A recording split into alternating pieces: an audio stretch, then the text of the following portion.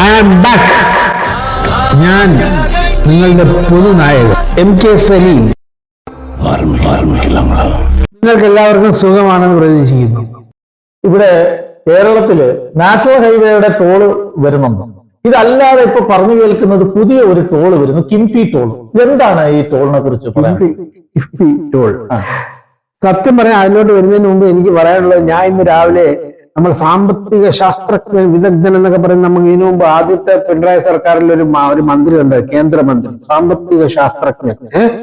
പുള്ളി തോമസ് ഐസക് ഇന്ന് വന്നിരുന്നോണ്ട് ഒരു ടോളിന്റെ പ്രശ്നം വന്നപ്പോഴത്തെ ഇന്ന് വന്നിരുന്ന TV-യിൽ വന്നിരുന്നോണ്ട് പറയുന്നത്, കിടന്ന് ബബ്ബ അടിക്കുന്ന കണ്ടപ്പോ എനിക്ക് സത്യം പറഞ്ഞ സങ്കടം തോന്നി.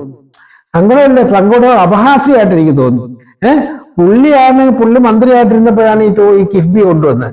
കിഫ്ബി കൊണ്ടുവന്നപ്പോഴേ നിയമസഭയിൽ ചോദ്യം വന്ന്, ഇനി നിങ്ങൾ കിഫ്ബിയുടെ പേരിൽ നിങ്ങൾ ഇനി റോഡിൽ ഇറങ്ങുന്നതിന് ടോൾ പിരിക്കും, ഒരു കാരണവശാലും ടോളിൽ ഇരിക്കുന്ന പ്രശ്നമില്ല എന്ന് പറഞ്ഞ ആളാണ് ഇന്ന് വന്നിരുന്നോണ്ട് അതിനെ ന്യായീകരിക്കുന്നു.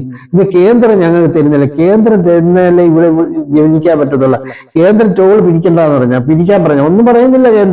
കേന്ദ്രത്തിന് കേന്ദ്രത്തിൻ്റെതായ വ്യവസ്ഥകളുണ്ട്, അവരുടെ റൂൾസ് ഉണ്ട്, അത് പാലിക്കാതിരിക്കുക. ഇതേ ഇപ്പൊ ഈ കിഫ്ബി കൊണ്ടുവന്ന് ഇപ്പൊ ആരെങ്കിലും പറഞ്ഞ ഈ കിഫ്ബി തുടങ്ങാൻ? ഇന്ത്യയിലുള്ള എല്ലാ സംസ്ഥാനവും കിഫ്ബി എന്താണ്? ആ കിഫ്ബി എന്ന് പറയുന്ന ഒരു സമാന്തര സർക്കാരാ.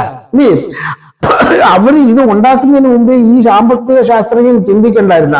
ഇപ്പം 25,000 കോടി, പിന്നെ 63,000 കോടിയാണ് ബഡ്ജറ്റ് പറഞ്ഞിരിക്കുന്നത്. അതിന് 33,000 കോടി കൊടുത്തു, 1 രൂപ പോലും തിരിച്ചു വരുന്നില്ല.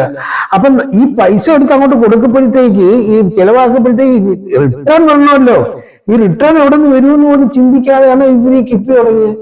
ഇതും പറയും റിട്ടേൺ ഇല്ല, ഞങ്ങൾ ആകെ കൊടുക്കുന്ന പെട്രോൾ, നമ്മൾ അടിക്കുന്ന പെട്രോളിന് നമ്മൾ സെസ് കൊടുക്കുന്നു, നമ്മൾ അടിക്കുന്ന റോഡ് ട്രാൻസ്പോർട്ട് കാർ ഓടിക്കുന്നതിന് നമ്മൾ ടാക്സ് കൊടുക്കുന്നു. ഇത് രണ്ടും കൂടെ എടുത്താണ് കിഫ്ബി കൊടുത്തോണ്ടിരിക്കുന്നത്. അവരെവിടെ എത്തുന്നില്ല, ഒരു ഇടത്ത് പോലും ഇവർക്ക് റീപേയ്മെന്റ് ചെയ്യാൻ പറ്റുന്നില്ല. എന്ന് വെച്ചാൽ കേന്ദ്ര സർക്കാർ പണി കൊടുത്തു, കേന്ദ്ര സർക്കാരിന്റെ അടുത്ത് പോലും ആലോചിക്കാതെയാണ് ഈ കിഫ്ബി തുടങ്ങിയത്. കേന്ദ്ര സർക്കാർ പറഞ്ഞ കടം എടുക്കുന്നതിന് പരിധിയുണ്ട്, എല്ലാവർക്കും കൊടുക്കുന്ന പരിധി നിങ്ങൾക്ക് തരാൻ പറ്റത്തുള്ളൂ എന്ന് പറഞ്ഞു. കേന്ദ്ര സർക്കാർ നിങ്ങൾ എവിടെ നിന്നെല്ലാം കാശെടുത്ത് കൊടുക്കുന്നു, അതെല്ലാം പൊതുകടമായിട്ട് വരുന്നത് കേന്ദ്ര ബഡ്ജറ്റിൽ, ഇതിന് കാര്യങ്ങൾ വരും. അതുകൊണ്ടാണ് ഇപ്പൊ ഞെരിഞ്ഞത്.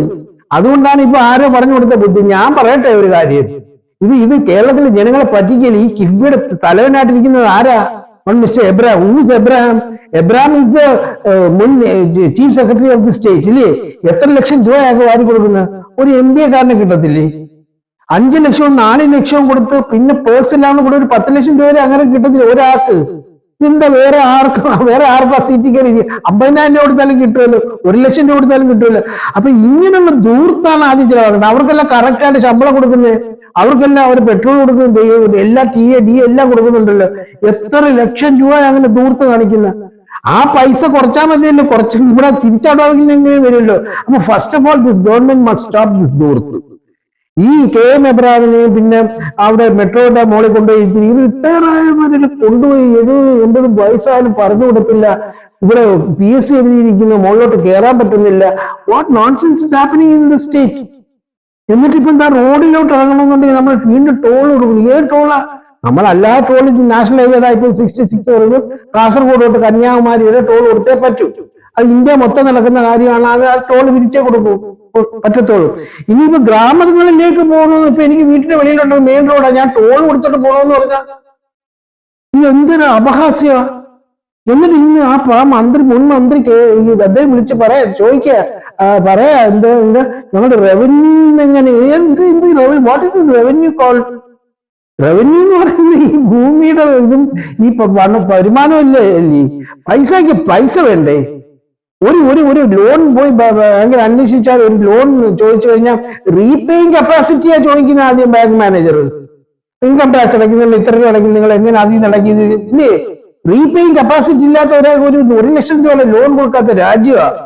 എന്നിട്ട് ഇങ്ങനെ കിഫ്ബി എന്ന് പറഞ്ഞൊന്ന് ഉണ്ടാക്കി വെച്ചേച്ച് ഇങ്ങനെ ഒരു ഊരാളുങ്കൽ സൊസൈറ്റി ഉണ്ടാക്കി വെച്ച് വേറെ ആർക്കും അവിടെ പോകാൻ പറ്റത്തില്ല. അവർ മാത്രമേ ഇത് ചെയ്യത്തുള്ളൂ. എത്ര ചെയ്യുന്നു, എങ്ങനെ ചെയ്യുന്നു? റോഡ് ഉണ്ടെന്ന് ഇത് കിഫ്ബിയൊക്കെ വരുന്നതിന് കൊണ്ട് കേരളത്തിൽ റോഡില്ലേ, സ്കൂളില്ലേ, ആശുപത്രികളില്ലേ? ഇതിന്റെ കിഫ്ബി വന്നതിന് ശേഷമാണ്. അപ്പൊ എങ്ങനെ ജനങ്ങളെ ഞെരുക്കുക? ജനങ്ങളുടെ 10 രൂപ ചെലവാക്കിക്കൊണ്ടിരിക്കുന്നത് അവനെ കൊണ്ട് 25 രൂപ ചെലവാക്കിക്കുക. അവന് അവന് ഇവിടുന്ന് പൈസ ഇവിടുന്ന് വെയിൽ മണി കം അമേരിക്കയിലുള്ളവരെല്ലാം കയറ്റി വിടുന്നു വന്നു തുടങ്ങി ലക്ഷക്കണക്കിന് ആൾക്കാരെ ഇനിയിപ്പോ വരാൻ പോണം. വിലകം വെച്ചാ കൊണ്ടുവരുന്നത്. അതിൽ നിന്ന് കോൺഗ്രസ്സുകാർ അവിടെ പാർലമെന്റ് ഭയങ്കര പ്രക്ഷോഭം ഉണ്ടാക്കിയത് കാണിച്ചല്ലോ ടിവിയിൽ. സംഭവം വളരെ ഗുരുതരമായിട്ട് പോവുകയാണ്.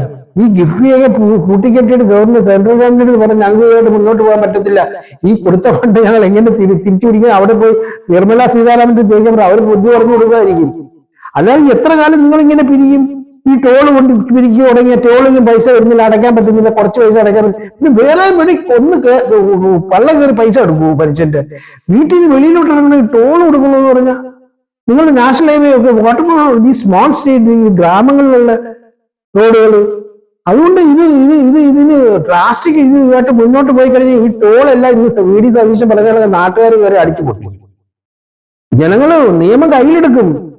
ഇങ്ങനെ കയറി കൊള്ളാൻ പിടിച്ചാൽ എന്താ ചെയ്യും? പാവപ്പെട്ട ജനങ്ങള്, പാവപ്പെട്ട സാലറി പീപ്പിൾ എല്ലാവർക്കും ലക്ഷക്കണക്കിന് ശമ്പളം ഉണ്ട്. 10,000-10,000 ഒക്കെ കിട്ടുന്ന ആൾക്കാർ സ്കൂട്ടറിലും കഴിഞ്ഞ് പോവുക.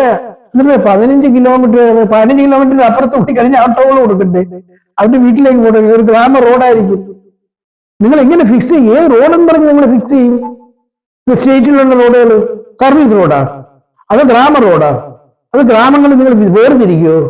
നോൺസെൻസ് എന്നേ പറയാൻ പറ്റത്തുള്ളൂ. Stop all these games and stop this. KIIFB അടച്ചു കൂട്ടങ്ങൾ. കേരളം മുന്നോട്ട് പോവില്ലേ നമുക്ക് നോക്കാം. അതോ കേരളം സ്റ്റാൻഡ്സ്റ്റില്ലായി പകുതി കർണാടകത്തിൽ അല്ലെങ്കിൽ തമിഴ്നാട്ടിൽ വീതിച്ചു കൊടുക്കും. എന്ത് സുന്ദരമായിട്ട് അവിടെ ഭരിക്കുന്നത്. എത്ര കോടി രൂപയുടെ ഇൻവെസ്റ്റ്മെന്റ് അവിടെ വരുന്നത്. 1 രൂപയുടെ ഇൻവെസ്റ്റ്മെന്റ് ഇവിടെ വരുന്ന 1 രൂപയുടെ എല്ലാ വർഷവും ഇപ്പം ദാവോസിൽ പോയല്ലോ, എത്ര ലക്ഷം രൂപയുടെ ഇൻവെസ്റ്റ്മെന്റ് കൊണ്ടുവന്നു. ആ ധവളപത്രം പി രാജീവ് മറ്റേ വ്യവസായ വകുപ്പ് മന്ത്രി നിലക്ക് ദാവോസിൽ പോലെ കെട്ടിഘോഷിച്ചു ഇത്ര ആൾക്കാരുമായിട്ട് എത്ര ലക്ഷം രൂപ ചിലവായി കാണും. ഒരു ഇൻവെസ്റ്റ്മെന്റ്. അപ്പൊ അങ്ങനെ ഒന്നും ചെയ്യാതെ ഇങ്ങനെയാണ് ഈ വരുമാനം കണ്ടുപിടിക്കാനുള്ള നിങ്ങളെ കയറ്റി ഇരുത്തിയിരിക്കുന്നത്. പറ്റത്തില്ല, ഇറങ്ങിപ്പോ കോൺഗ്രസിന് കൊടു. അവർ കയറി അവരെന്തെങ്കിലും കേട്ടു. ഇനി ഞങ്ങളെ പറ്റിക്കാൻ പറ്റത്തില്ല, ഇനി ഇങ്ങനെ പിരിഞ്ഞാനും പറ്റത്തില്ല. പിരിഞ്ഞു കഴിഞ്ഞാൽ അതിന്റെ ദോഷം നിങ്ങൾ അനുഭവിക്കും. No doubt about.